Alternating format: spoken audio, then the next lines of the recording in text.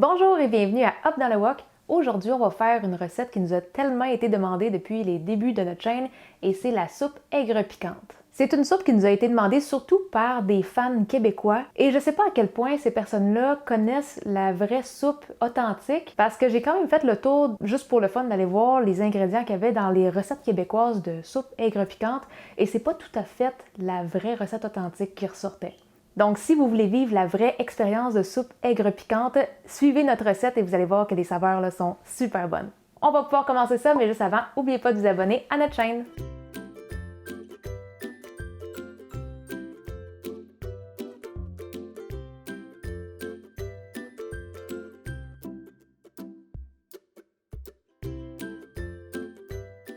Comme vous pouvez voir, on a quand même plusieurs ingrédients. C'est une recette qui demande un petit peu de préparation avant de tout combiner ensemble pour faire la cuisson. Mais une fois que tout est coupé et prêt à mettre ensemble, je vous dis, ça va super vite. La première chose qu'on va préparer, ça va être notre viande. On va utiliser du porc. Et moi, j'ai utilisé une demi-livre, donc 227 grammes de côtelettes de porc. Si les côtelettes sont quand même assez épaisses, moi, je vais venir la trancher au centre et ensuite, je vais faire des petites juliennes.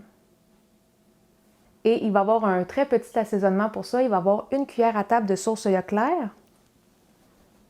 Et on va aussi mettre une cuillère à table de fécule de maïs. Ensuite, on va bien mélanger ça pour rendre le tout homogène. Une fois que c'est bien mélangé, on va garder ça au frigo le temps de préparer les autres ingrédients. Il y a plusieurs légumes à préparer, mais les deux plus importants, ce seraient les champignons shiitake et les champignons noirs. C'est vraiment les légumes qui font que cette soupe-là est authentique. Mais il faut aussi les prévoir un petit peu d'avance, 2-3 heures d'avance, parce qu'on doit venir les réhydrater. Donc moi, qu'est-ce que je vais faire, c'est que je vais juste me faire bouillir de l'eau et je vais les verser sur les champignons 2 à 3 heures avant. Et une fois qu'ils sont bien réhydratés, les champignons noirs, eux, on va juste les égoutter. Et ensuite, je vais venir les couper au couteau pour avoir des morceaux d'à peu près 2 à 3 cm. Pour les champignons shiitake, on va vider l'eau et on va presser un petit peu les champignons pour sortir l'excédent d'eau. On va retirer le pied et on va couper les champignons en petites lanières.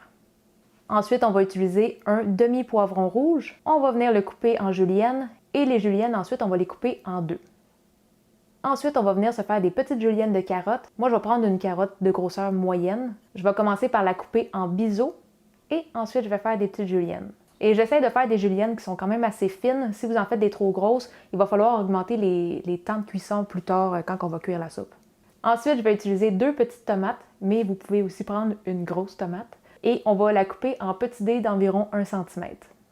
Ensuite, on va prendre une conserve complète de pousses de bambou en languettes. Tout ce qu'on a besoin de faire avec ça, c'est aller l'égoutter. On va le rincer un petit peu, on l'égoutte encore une fois et on va garder ça dans un petit bol. On va aussi hacher 3 gousses d'ail quand même assez finement, pas réduit en purée, mais juste assez finement. Et ensuite, on va utiliser une demi-livre ou 227 grammes de tofu mi-ferme. Vous pourriez aller avec du tofu plus mou si vous aimez ça, ou aller avec du tofu qui est extra ferme. Nous, on y va avec le moyen. Comme ça, il est quand même assez résistant quand on brasse la soupe, mais c'est tendre dans la bouche. Pour le tofu, on va faire des petites lanières. Moi, je vais commencer par couper un demi-bloc en 3 morceaux et ensuite, je vais faire mes petites lanières. Pour ne pas le briser, je vais juste le laisser sur la planche à découper. Comme ça, je vais juste pouvoir le glisser dans la marmite de soupe après. Ensuite, on va avoir besoin de battre 2 œufs.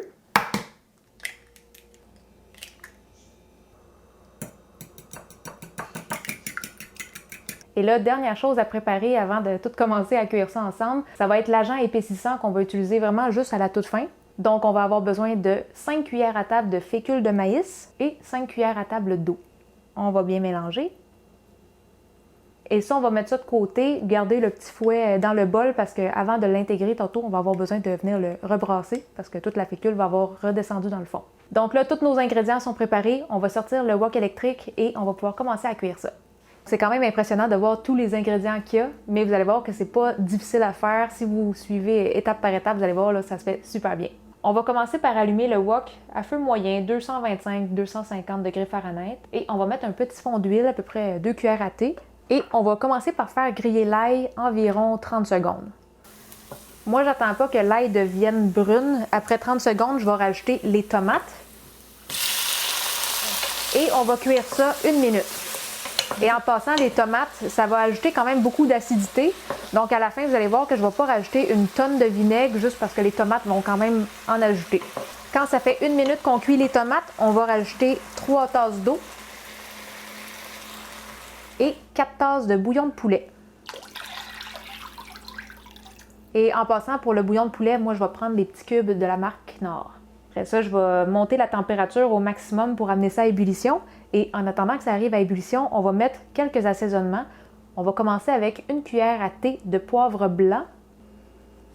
Je vais juste le remuer tout de suite. Et en passant, le poivre blanc, c'est vraiment de là que ça va venir tout le côté piquant de la soupe, la chaleur de la soupe. C'est pas une soupe qui est censée avoir du piment dedans. Donc, quand vous voyez des recettes avec du piment ou du sambal olek, c'est un petit peu moins authentique. C'est vraiment le poivre blanc qui est très spécifique pour cette recette-là. Et prenez pas du poivre noir, ça donnera pas le même résultat. Les deux ont des saveurs complètement différentes. Après ça, dans les autres assaisonnements, on va avoir 2 cuillères à table de sucre, 2 cuillères à table de sauce soya claire et 1 cuillère à table et demie de sauce soya foncée. La sauce soya foncée, c'est ça qui va donner une grosse partie de la couleur à la soupe. On va bien mélanger ça. Quand ça commence à bouillir, là, on va mettre les légumes et on va commencer avec les carottes, les poivrons. Et en passant, les carottes et les poivrons rouges, ça va aider à donner une belle couleur rougeâtre à la soupe. On enchaîne avec les 2 sortes de champignons et les pousses de bambou. On va remuer ça. Et là, on va couvrir et on va laisser mijoter 10 minutes ou aussi longtemps que ça va prendre pour que les carottes soient quand même assez tendres. Qu'ils soient un petit peu crunchy, mais tendres. Quand ça fait 10 minutes que ça mijote, allez goûter un morceau de carotte juste pour être sûr que ça soit quand même la texture que vous aimez. Et si c'est à votre goût, on va pouvoir ajouter les morceaux de porc. Et pour le porc, allez-y pas en mettant toute la quantité de porc au complet parce que vu qu'il y a de la fécule de maïs dedans, ça se peut que ça fasse comme un gros mouton. On va l'ajouter un petit peu à la fois et à chaque fois qu'on en ajoute, on va essayer de le séparer au fur et à mesure. Une fois que tout le porc est mis, on va laisser cuire ça pendant 1 minute. Et là, normalement, on devrait mettre le tofu en ce moment pour que ça ait le temps de bien absorber toutes les saveurs. Et ensuite, on enchaînerait avec l'épaississant de fécule de maïs et les œufs. Le problème avec ça, c'est que si on met le tofu tout de suite, après ça, on va avoir besoin de quand même beaucoup remuer et on risque de le briser beaucoup. Donc, pour cette raison-là, je vais commencer avec l'épaississant. Je vais faire les œufs après, vu qu'il y a quand même beaucoup de brassage. Et après, je vais mettre le tofu. Bon, là, ça fait 1 minute que mon porc est cuit. On va venir bien remélanger notre fécule de maïs. Et ça, vous pouvez y aller graduellement pour l'épaissir, pour que ça soit à votre goût à vous. Normalement, c'est une soupe qui est quand même assez gélatineuse, si je peux dire. C'est une soupe qui est épaisse, mais si vous préférez une soupe qui est un petit peu plus liquide, vous pouvez mettre moins de fécule de maïs. Ce qui est bon à savoir, par exemple, c'est que si vous gardez un bouillon qui est trop liquide, quand vous allez mettre les œufs vont, au lieu de se mélanger à la soupe, vont toutes flotter à la surface. On brasse bien et on l'ajoute graduellement en remuant.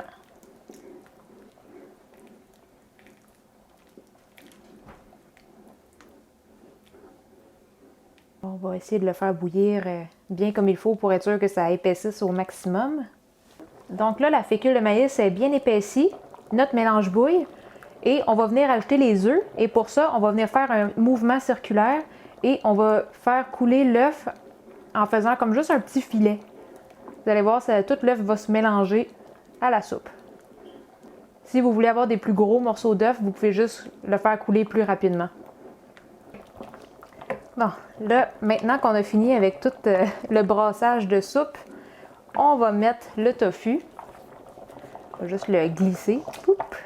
On va essayer de venir le remuer délicatement pour le séparer. Et je vais laisser la soupe mijoter doucement pendant 1 à 2 minutes, juste pour laisser une chance au tofu d'absorber un petit peu des saveurs. Ça va être un petit peu plus savoureux. Quand ça fait 2 minutes que ça bouille, on va juste fermer le wok et il va nous rester 2 ingrédients à mettre. Et la raison pourquoi on les met à la toute fin quand le feu est fermé, c'est qu'on ne veut pas que ça s'évapore. On va mettre 3 cuillères à table de vinaigre blanc. On va venir remuer délicatement.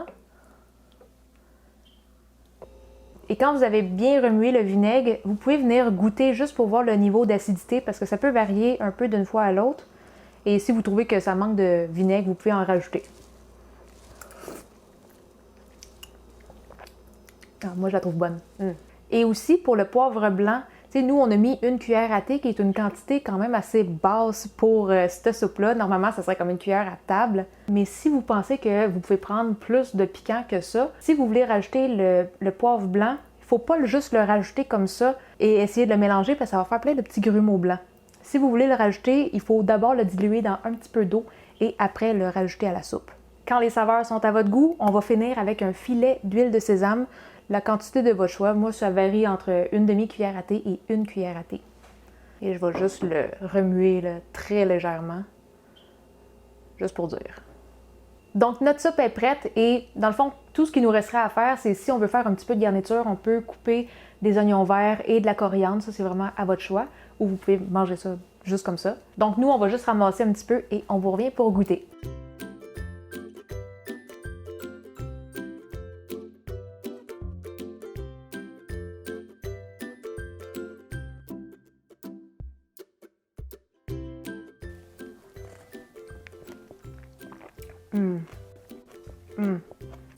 J'aime tellement le bambou dans cette soupe-là. Là.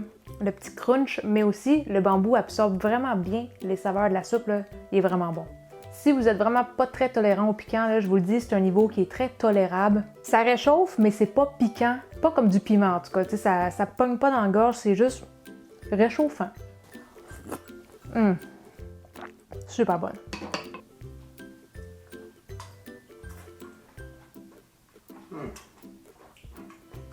Ça va réchauffer votre âme. Tout simplement tellement réconfortant. Excellent! Et pour ceux qui n'aiment pas les soupes avec une texture visqueuse, là, avec les dosages qu'on vous a donnés, c'est vraiment pas si visqueux que ça. Pas comme ce qu'on retrouve dans les buffets. Si c'est ce que vous aimez, vous pouvez rajouter plus de fécule si vous voulez. Mais juste pour vous montrer la texture que ça a, je vais en faire couler une petite cuillère pour vous.